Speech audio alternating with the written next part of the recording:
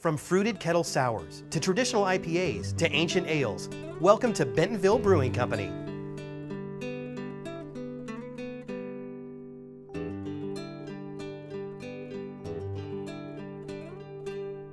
So here we are at Bentonville Brewing Company with the lovely Katie Boykin, who is a Jill of all trades, yes. From what I understand here.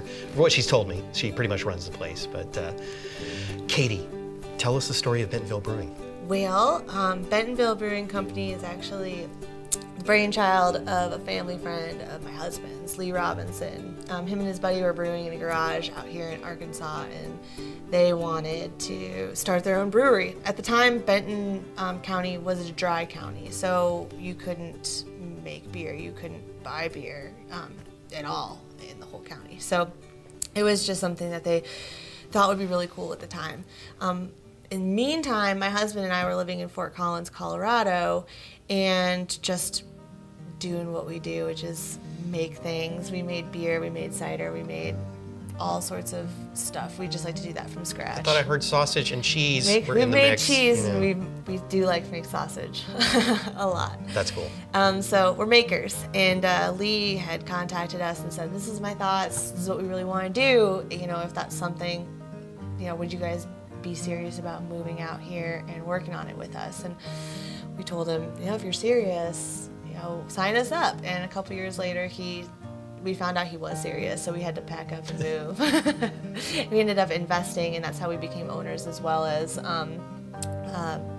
folks who just work for the brewery. But yeah, I do and have done just about everything except for brewing from the beginning to end. I help brew sometimes, but I've worked in the tap room. I used to do all the deliveries, and I don't do that anymore. But now my scope is really managing the sales team and managing the tap room and marketing, that sort of thing.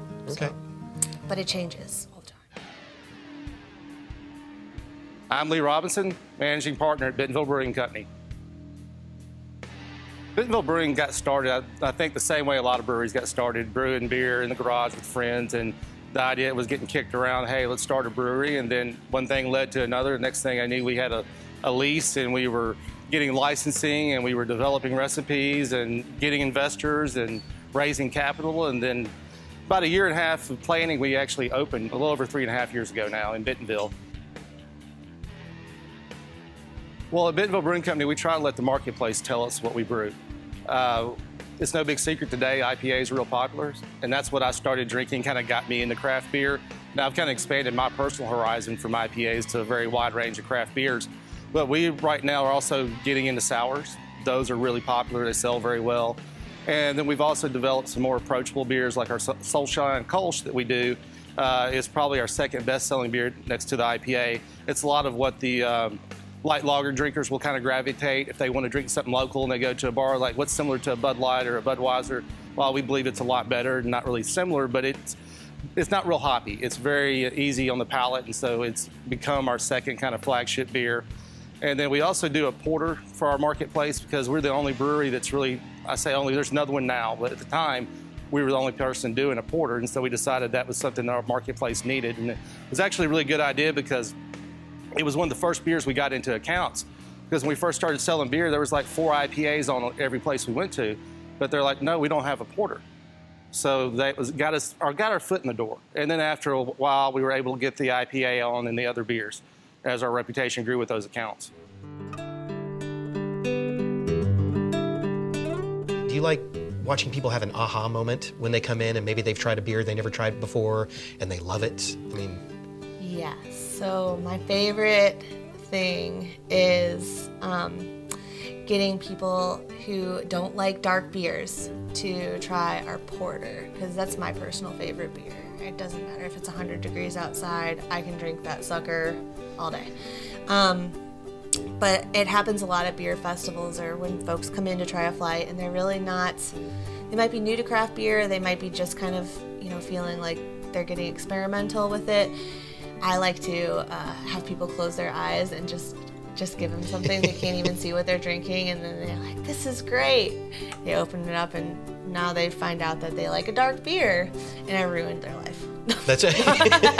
But that's nice though, because like I say, pulling not out of a comfort zone, but just people aren't going to try without a little nudge sometimes, and that's what it's all about, just that exploration. So. As a craft beer lover, if that's what you like, you're always looking for something new and different. And I think at Bentonville Brewing Company, we're always trying to do something new and different while not forgetting our flagship beers that we have, from our Homewrecker IPA to our Soulshine Kolsch or to our Natural State Porter. Those are great beers. They've got a great following. If you haven't tried one yet, people do need to try those. They're awesome beers, but also be on the lookout because we're constantly trying to do new things, and we'll have limited release beers. That's the other thing, because it also keeps it fun. Our brewers back here get tired of brewing the same beer day in, day out, so we've got to let them kind of be the mad scientists that they are and have fun. So the craft beer drinkers also get to appreciate that as well. What's the next step for Bentonville Brewing Company? Well, I always wanted to bring kind of what I knew of the craft beer culture from not growing up, but coming into like young adulthood. Like when I moved out to Colorado, I wasn't able to drink legally, so I turned 21. That was the norm, the drinking culture norm. You'd go to a brewery and hang out with some friends, have a few beers, bike someplace else, and it was a very family-friendly kind of a place. It wasn't like going to a bar, right. Per se, and it was just pervasive there. It was something that was so common, I took it for granted when I moved. So I would really like to see Arkansas get some of that, because we already have so much of the biking culture that's taking over, and we've got great trails, and people love being outdoors. And to have a place where you can bring the whole family, you know, invite the friends, play some games, bring the dog, you know, eat something from a food truck and try a few beers that you've never tried before.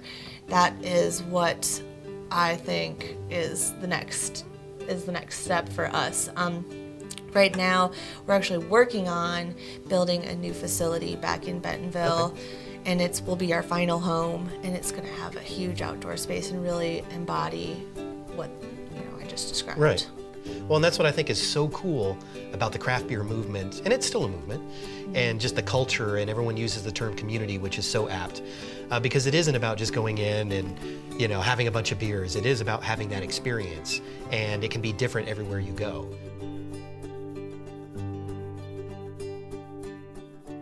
We're heavily involved in the community and charities and donating beer. We constantly get asked to donate beer. We very rarely say no to anybody, especially if it's going for a local community charity. So that's another way that we try to give back the best that we can. We like to even have different events here at the brewery where we donate some of the sales for beer to the charities, and those are some of the biggest events we have, when we get a charity, another local business, and some music and some good beer together, and it's just some of the greatest events that we can have.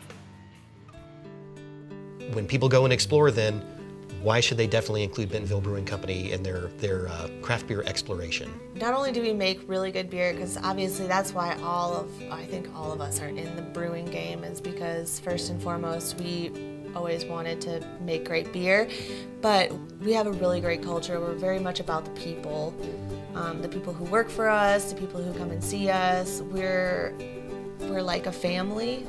Our business is owned by a family, basically, and we treat our employees like family. We have potluck dinners.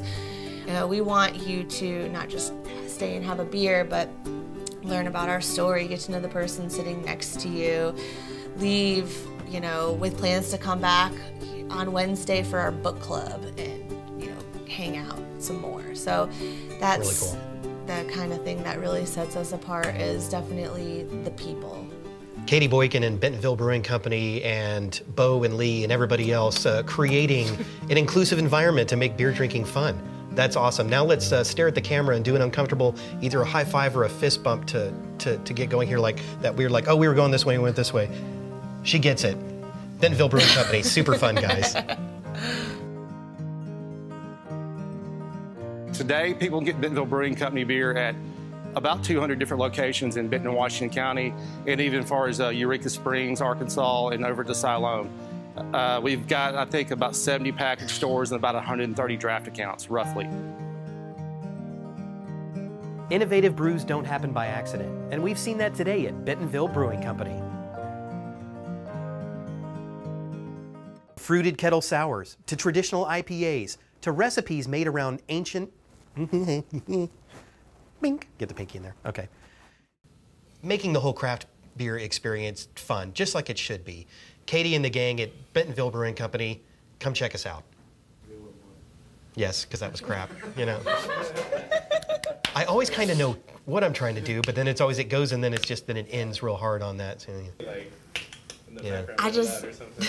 I just hope that we have bloopers.